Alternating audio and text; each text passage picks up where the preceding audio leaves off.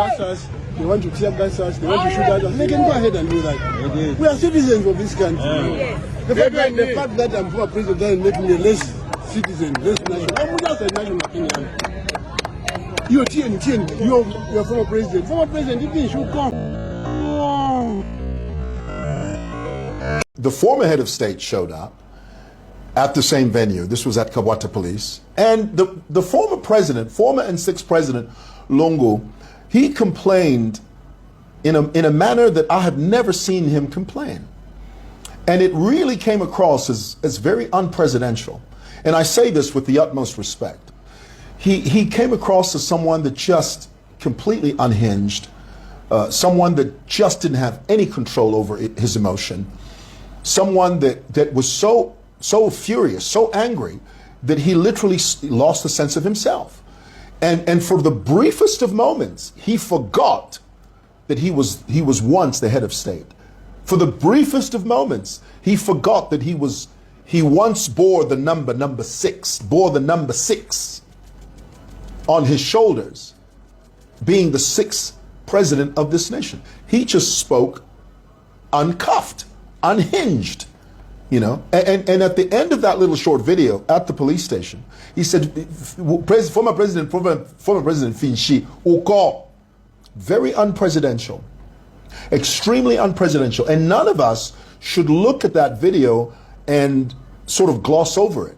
All of us should be worried because it really sends the message that we have a former president that is so steeped in injured and bruised ego that he literally loses sight of who he is and who he once was. And we don't want that about our former heads of state.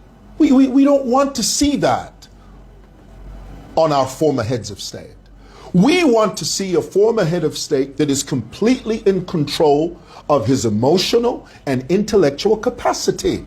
That's what we want to see. We want to see our former head of state that is stoic, firm, because you've served in that seat. Very few people in this country have ever served as president. So we require more from you. The Word of God says in I think it's Luke chapter 12, it might be 47, 48 verse, I forget. Luke chapter 12 says, to whom much is given, much is required. Do you know what that means? Do you know what that line of logic means? It means to whom much is given, that person needs to recognize the weightiness of their responsibility. To whom much is given, much is required. If you've been given lots of responsibility, you need to know how to carry that responsibility. You can't be careless with it. You know why? Because you've been given more than the average citizen in terms of authority, in terms of influence, in terms of affluence. You are given more. Because you've been given more, the responsibility that rests on your shoulders is that much more heavy. So be careful with that power. Be careful with the words that come out of your mouth. Be careful with that. To whom much is given, much is required. It's a very powerful line of logic. And if we lose sight of that, then we are doing our country a disservice. Okay? So which brings me now to the statement that former President Lungu made, which I must tell you is one of the most alarming statements I have ever heard within the circumference of this country in the last 15 to 20 years. One of the most alarming. And I'll walk it through you. And this is a quote, okay? I'll walk through this with you.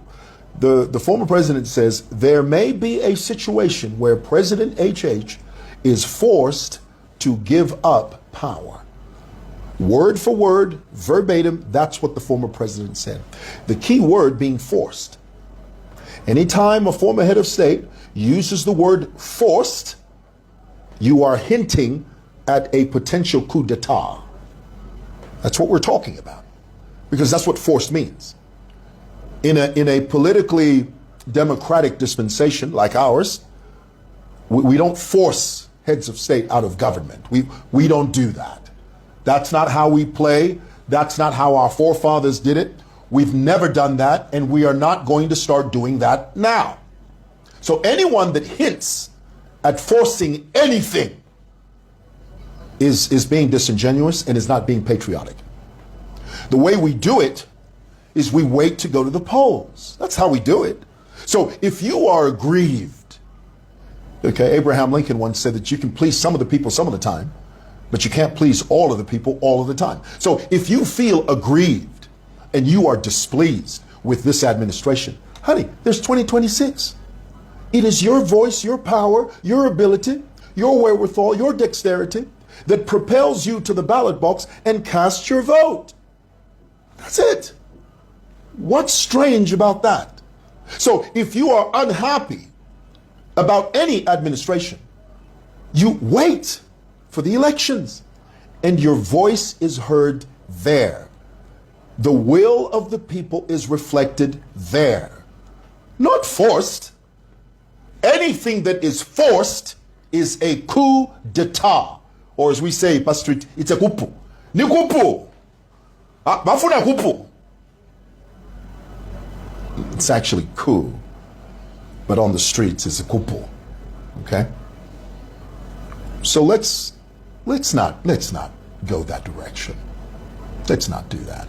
And I think that it was ill-advised for former and sixth President Lungu to utter those words. And let's be clear, the complaint that the PF have now about the way they're being treated, let's not lose sight of the fact that this is a snake that the PF fed and it's come back to bite them in the behind. That's all it is. I agree with what Dr. Nevis Mumba said when he said that Walungu is in no moral position to complain about the things they're going through, because he's the last person that should be complaining about. He meted out this sort of thing. From his desk, from his signature, at a stroke of a pen from ECL. There are lots of things ECL did that he really shouldn't be complaining about because he did them. So in a nutshell, and of course, it doesn't mean that it doesn't make it right, but what I'm saying is he's in no moral position to complain about that because he doesn't have clean hands. He doesn't. He's guilty of the very thing he disdains. Are you hearing that? ECL is guilty of the very same thing that he meted out. The very same thing. So then, if he's guilty of that, what moral position or what moral standing does he have to complain about that? Zero. None.